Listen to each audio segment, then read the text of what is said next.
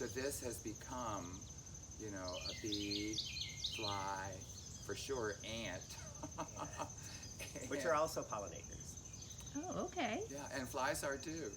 Oh, yeah. Okay. And wasps and bees and butterflies. So And moths. and moths. And bats.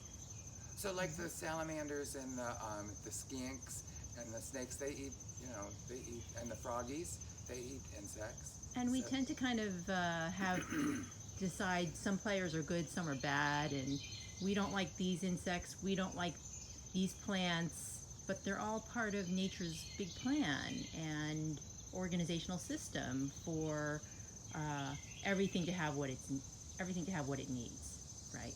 Right. It's about the ecology of the planet. And I once read that only about 3% of our insects are considered bad insects.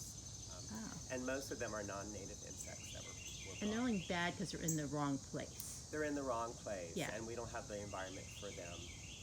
So our environment is so good for them that they thrive and they become invasive and they take over.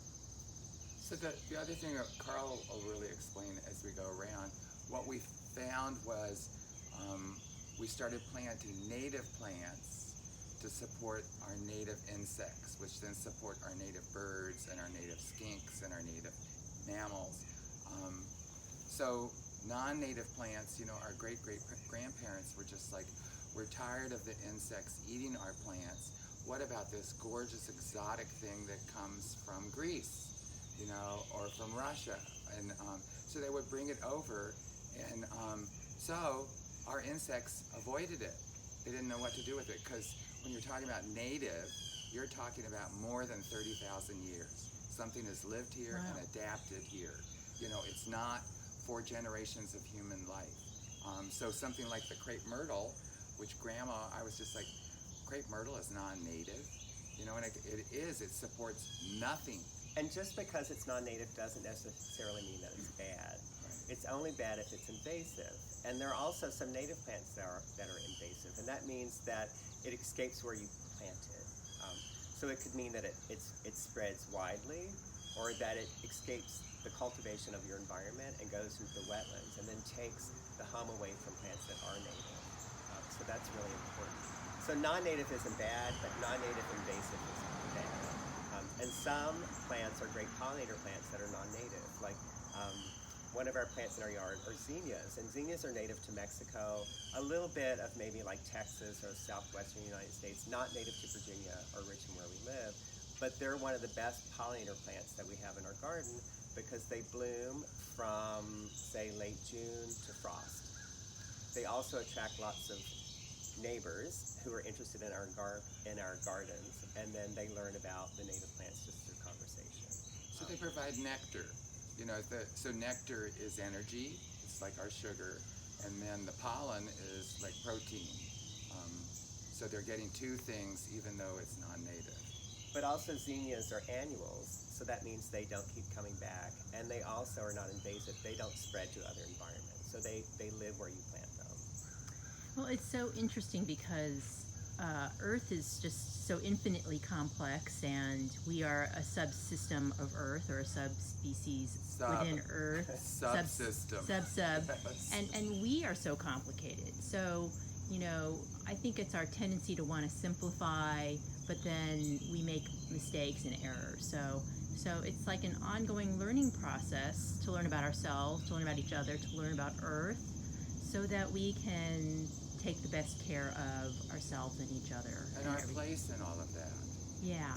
And it's not just our food, but like so much of our well-being and our inspiration and the sense of peace comes from Earth, and Earth has provided this to us so generously and with asking very little of us, and it's just time for us to give some care back. So I'd love to hear more about the pollination, and I just love how you are thinking again about the whole system and how all the downstream effects of what we do and what we don't do, and how that impacts the species and Earth and really us in the end.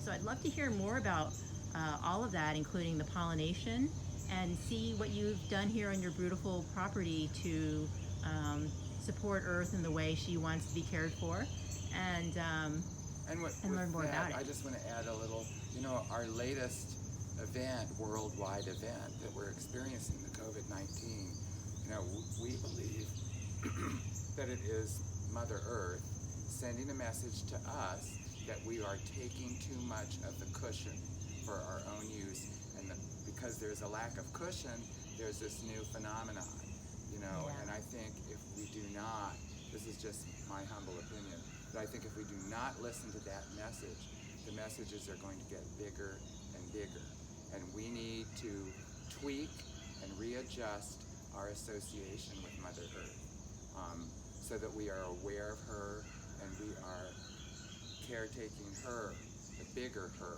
than just our little postage stamp. So all of us, it needs to be incorporated again into our lives. And it's really different, now we have all of this and we're watching the TV and we're doing this.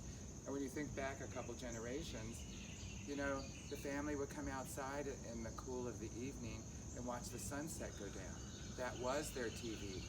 So the internal rhythm of that is completely different from all of this, where we are outside of ourselves. Well, and we're going to be quarantined long enough to be sick of all of that. Like, I'm done watching Netflix and all that.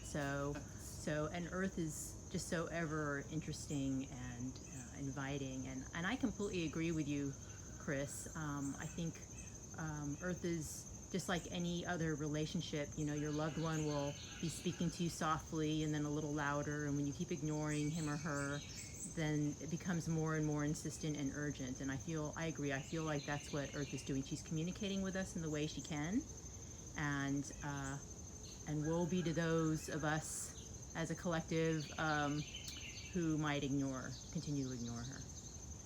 So thank you for telling us your story. Let's see what else you have going on here.